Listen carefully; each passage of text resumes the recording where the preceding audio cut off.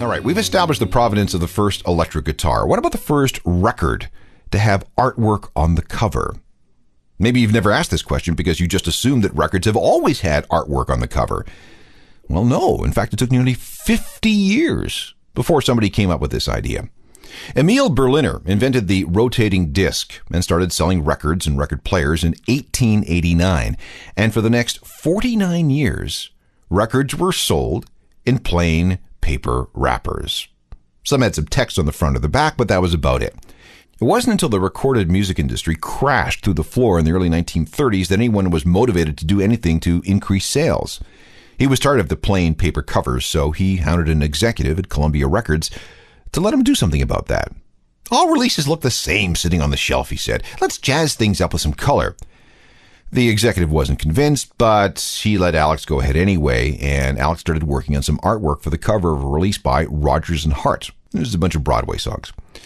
When the record went on sale in 1938, and remember that this was an old school 78 RPM release, sales zoomed exponentially. It took about a nanosecond for every record label to take notice, and the idea of the album cover was born.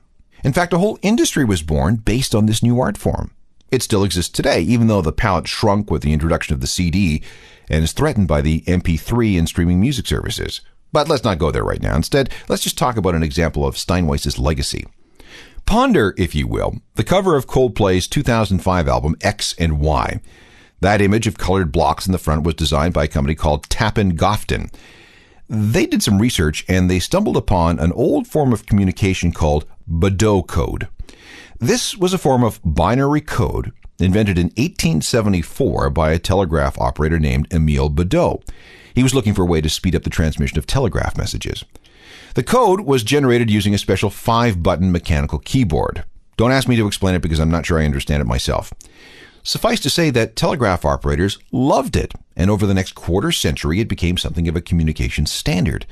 But then along came the telephone and radio, and the need for telegraph codes disappeared, and Baudot code fell into obscurity. The folks at Tappan Gofton spent a lot of time studying what Baudot had wrought, and since the original blocks were in black and white, they decided to add a little color to the whole thing. When it was all over, they presented Coldplay with the colored image that we see on the cover of X and Y. So, what does it say?